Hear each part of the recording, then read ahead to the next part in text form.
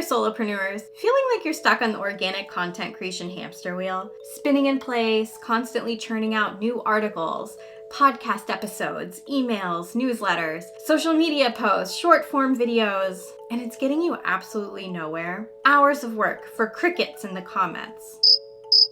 If you're overwhelmed and lost, wondering how to create organic content that actually connects and converts, you're not alone. Hi, I'm Elizabeth, Director of Content here at Starter Cookie, and I hear this struggle all the time from small business owners. So today I'm sharing my 6-step content strategy that will help you get off the hamster wheel, create content that attracts your ideal audience, and finally see some results. So stick around to discover some actionable steps that you can begin implementing today.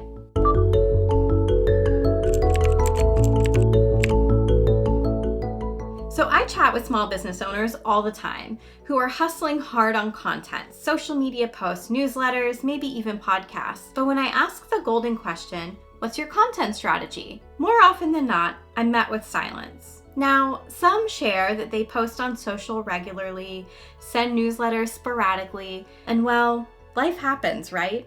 It's easy to understand. But here's the truth. Without a clear strategy, all the content creation is it's like throwing spaghetti at a wall. Sure, some might stick, but it's messy, inefficient, and it leaves you hungry for real results. So if you're just winging it, posting randomly and hoping for the best, you don't have a strategy. And that's okay that it's been that way, but now you know, and knowledge is power, right? So if you've been throwing spaghetti at the wall, it's time to bring in a recipe.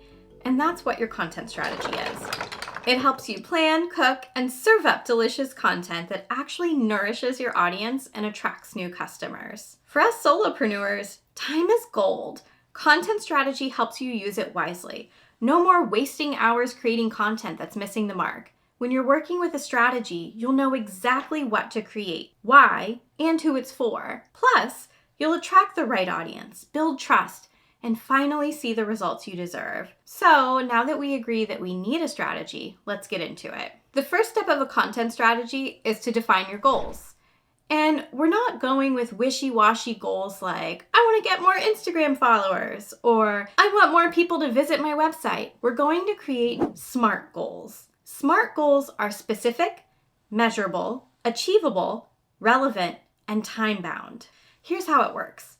When getting specific, be laser focused. Instead of grow my audience, aim for increase website traffic by 20% through Instagram engagement.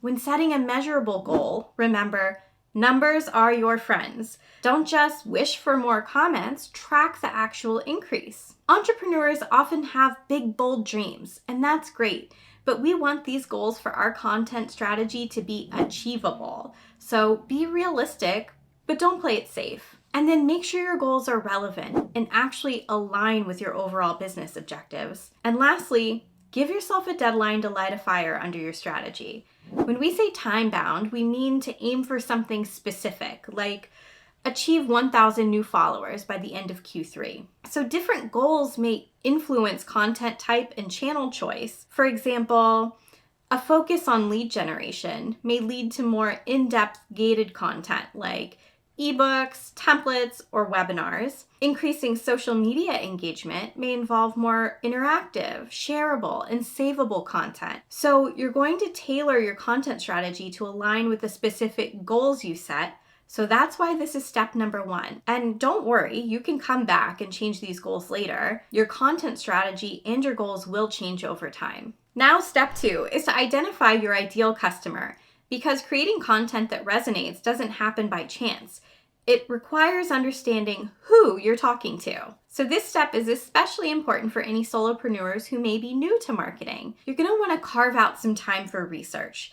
Tools like social media insights, surveys, and even competitor analysis can reveal valuable clues about your target audience's demographics, psychographics, interests, pain points, and online behavior. So think of it as like building a detailed profile. The best insights often come directly from your audience. So engage with your audience that you already have in comments, in emails, and messages.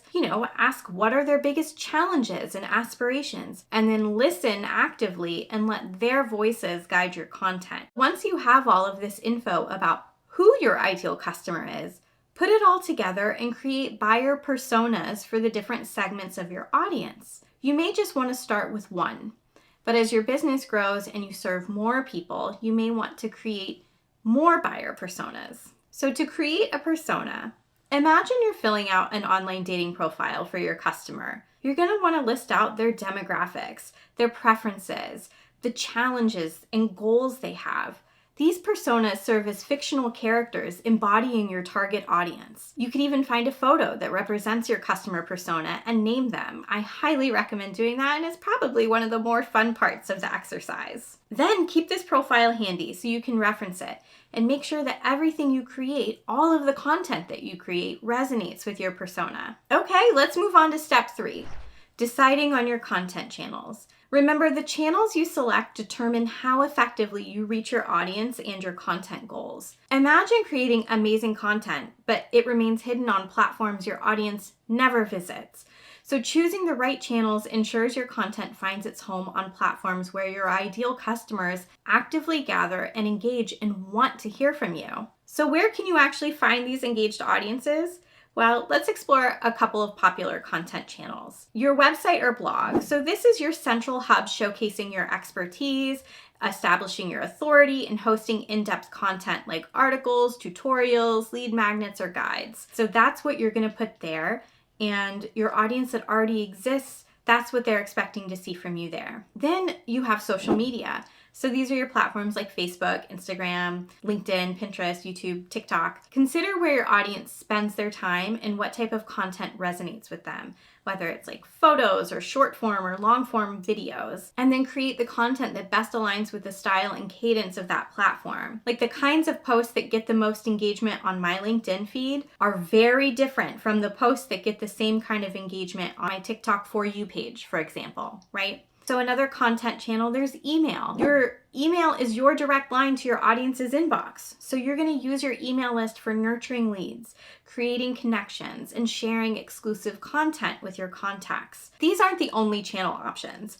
Depending on your business and content style, you might want to explore SMS or webinars, live streams, online communities and forums, online courses, guest blogging, quizzes, or publishing on platforms like Medium or Substack. Remember, the most effective channels for your strategy will depend on your specific goals, your target audience, and the type of content you create. So there is no one-size-fits-all approach. And you don't have to start with all of the channels all at once.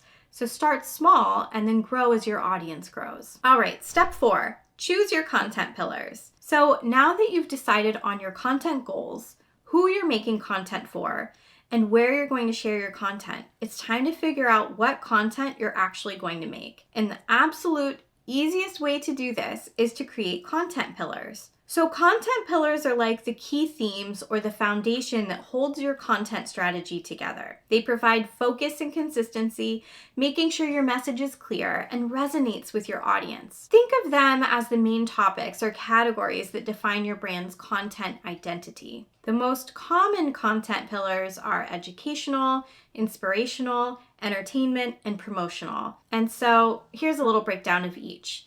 Educational, this would be focusing on informing and teaching your audience about your niche or your specific topics. It might include how-to guides, explainer videos, in-depth blog posts or articles and tutorials. Then inspirational, so this pillar aims to motivate and uplift your audience, often through personal stories, quotes, or even just tips for overcoming challenges. Entertainment, this pillar focuses on engaging and entertaining your audience with humorous, lighthearted, or visually appealing content. You might be sharing funny memes, relatable GIFs, behind-the-scenes glimpses, and short-form videos. Then promotional. So this pillar is one that directly promotes your product, services, or brand. And it should be used strategically and balanced with the other pillars. But it might include product demos, testimonials, case studies, special offers, and definitely any launches or new products that you're selling. And so these are just common and valuable categories, but it is important to consider that they may be too broad for some brands or specific goals. So depending on your industry and audience, choosing more specific themes can be beneficial. For example,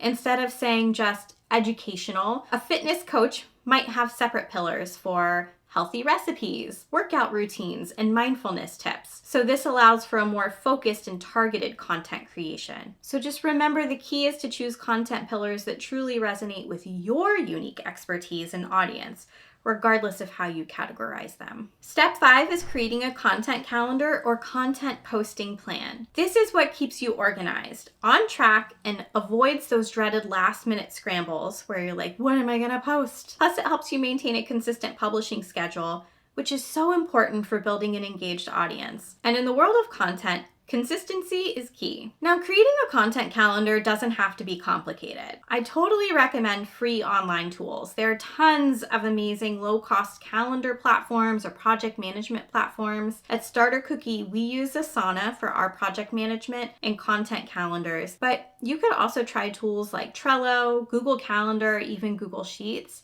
Pick one that you're comfortable working with.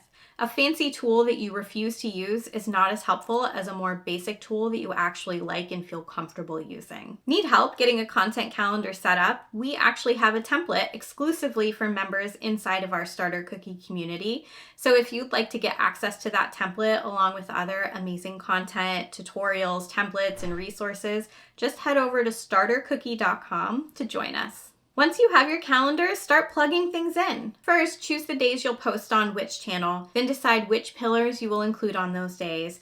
This way you'll know exactly what content to create to fill your calendar. You just start sort of plugging things in. And remember, your content calendar is a living document, so feel free to adapt and adjust it as needed. The key is to find a system that works for you and keep your content creation journey stress-free and, most importantly, consistent. We've done it. We've finally reached step 6, implementation and analysis. We've come a long way, crafting a content strategy, brainstorming ideas, creating consistent content calendars, but the journey doesn't end there.